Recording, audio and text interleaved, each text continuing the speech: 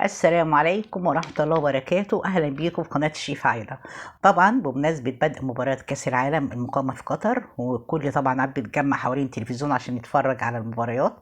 محدش قاعد بينزل عشان الجو بدأ يبرد، فالكل بقى عايز تسالي ومقرمشات. يلا بينا وعايزين نعمل مقرمشات، فقلت أدخل المطبخ بسرعة وأعمل 3 وصفات نتسلى بيهم واحنا بنتفرج. تعالوا نشوف إيه هي الوصفات بتاعتنا. يلا بينا يلا بينا. بسم الله الرحمن الرحيم. اول حاجه انا عندي كوبايه حمص شام، نقعتها طبعا 24 ساعه قبلها، وده الحمص اللي هو البلدي. انا طبعا نقعتها هصفيها من الميه، وهجيب حله عندي واحط فيها الحمص، وهجيب ميه مغليه من الكتل. كل ما تنقعي اكتر مش هياخد معاكي وقت على البوتاجاز في السلق. هحط ميه سخنه من الكتل كده تكون بتغلي، وهحط على البوتاجاز مش هياخد اكتر من ربع ساعه. حاجات سريعه كده واحنا قاعدين. اصفي الحمص بتاعي، وطبعا في الوقت ده انا مشغله الفرن بتاعي عشان يكون سخن. شايفين الحمصية استوت ازاي؟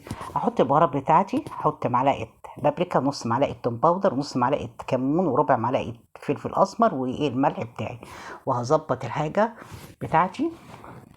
طبعا ما تنسوش لو عجبكم الفيديو تعملوا لايك وشير، واضغطوا على كلمه اشتراك باللون الاحمر، وفعلوا الجرس بكلمه الكل عشان يوصلكم كل جديد مني. انا بحط البهارات بتاعتي اللي انا قلت عليها، وهجيب زيت. عندك زيت ذرة، زيت زيتون الموجود عندك، حطي معلقتين بس، المهم يكون زيت ملوش ريحة. وهحط الملح عشان ما ننساش الملح بتاعي لان انا مكنتش حطيته. وهقلب التوابل بتاعتي ديت في قلب الحمص المسلوق. انا لاقي عايزه معلقه تاني من الزيت، احط معلقه تانية، وهسمي الله واقلب. بصوا شكله جميل ازاي. طبعا لو جبت الحمص المستورد هيكون احلى، لان انتوا ما تعملوه بيكون كبير، انما البلدي هيكون صغنن زي ما انتوا شايفينه. انا كان عندي البلدي، لكن لو عندكم المستورد يبقى احلى. انا ضفته دي اختياري. حطيت معلقه توابل جبنه اللي هي بتتحط على البطاطس، اختياري. عايزه تحطيها تحطيها، مش عايزه تحطيها دي مش اساسي. قلبي، وتجيبي صينيه وفرشي عليها ورقه زبده، وهنصب الخليط بتاعنا او الحمص بتاعنا، المقرمشات، اول نوع في المقرمشات بتاعتنا، وهصبها في الصينيه بتاعتي زي ما احنا شايفين. وافردي بقى كده الحمص على الصينيه، بس ما تخلوش فوق بعضه، ما تخليش حبايه فوق حبايه. افرديه كده في الصينيه زي ما انت شايفه كده. يبقى ايه، كل حبايه بعيد عن التانيه او جنب اختها، بس ما فيش واحده فوق التانيه.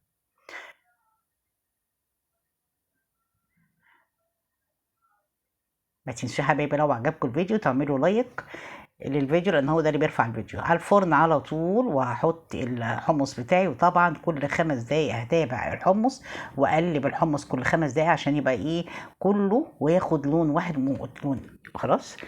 آه ممكن تحطوا بدل مثلا البابريكا، مش عايزين بابريكا، تحطوا كركم. طبعا ده بعد ما خرج من الفرن ولونه كده، عشان الجبنه اللي انا حطيتها دي اختياري. طبعا هحطها في ايه، في علبه او في بوله. ونشوف تاني وصفه لينا. عندي بطاطسايه، بطاطستين اللي انت عايزاه. انا عملت بطاطستين هقطعهم. اجيب كده البلانشه بتاعتي واسمي الله، وهنقطع البطاطس التقطيعه اللي انت عايزاها. المهم ان احنا نسلقها ونسلقها كويس.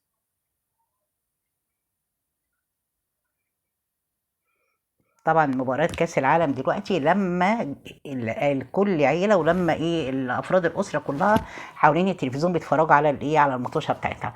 هنحط البطاطس بتاعتنا في المية وهنسلقها. ودي بعد ما نسلقها نجيب الهراسة، نجيب الشوكة، اي حاجة تهرسيها بيها.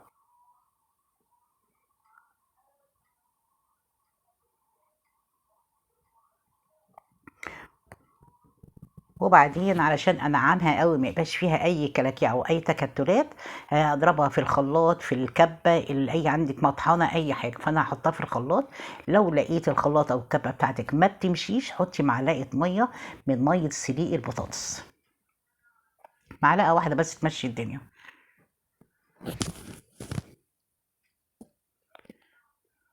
وهضرب البطاطس بتاعتي بحيث تبقى عامله زي البيوريه كده، ناعمه ما فيهاش اي تكتلات.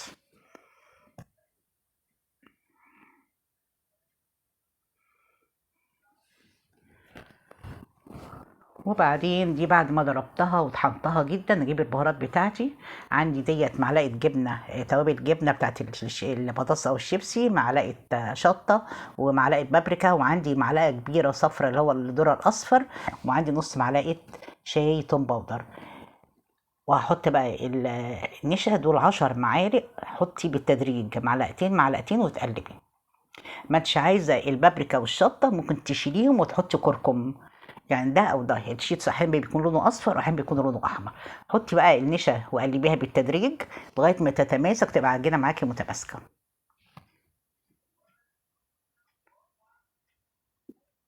ممكن تاخد 10 معالق، ممكن تاخد 12 معلقة، ممكن تاخد 13، حسب ما انت عايزاه. انت لو عايزاها اتقل من كده ممكن تحطي عليها معلقتين نشا تاني وتقلبيها عشان تعرفي تتحكمي فيها وتعرفي تشكليها.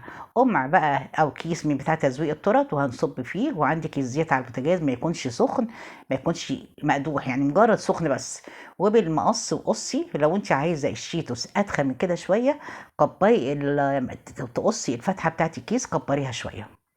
انا قلت ايه الحجم، يعني ايه السمك دوت حلو، كانك جايباه من بره.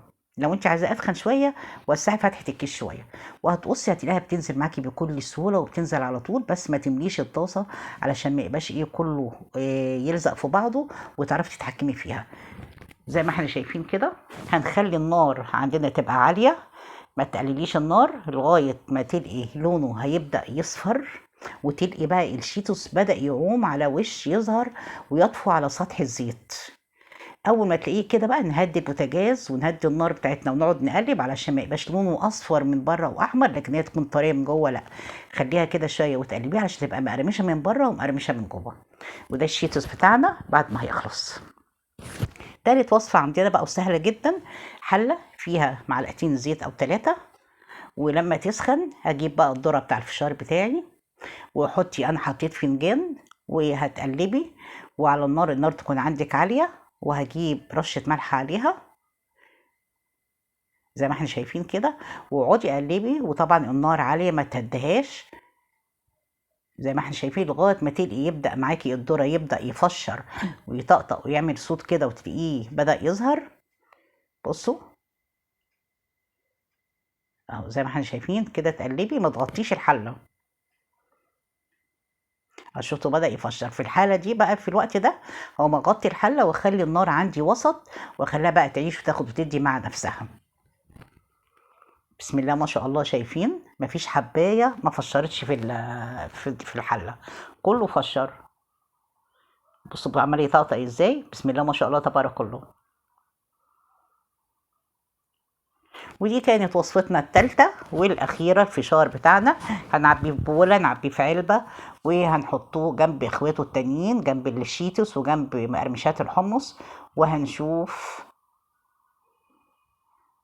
التسالي ومقرمشات القعدة الجميلة واحنا قاعدين متجمعين مع بعض كده حوالين التلفزيون بنتفرج على مباراة كأس العالم. وبالتوفيق للجميع. عندي الشيتوس، عندي الفشار، وعندي مقرمشات الحمص طعمها جميل جدا، بس للأسف الإضاءة مش مبينة، مش مبينة لونها الجميل. تعالى اوريكم الشيتوس، اوريكم ان هو مقرمش من جوه ومن بره. بصوا ما تيجي تكسروا الشيتوس، بصوا عامله ازاي. بصوا بسم الله ما شاء الله. وكده وصفتنا خلصت النهارده، واتمنى ليكم مشاهده طيبه يا رب كده، واحنا متجمعين مع بعض كده، متجمعين قدام التلفزيون. والى لقاء جديد، واستنوني في وصفات جديده، والى لقاء جديد، والسلام عليكم ورحمه الله وبركاته.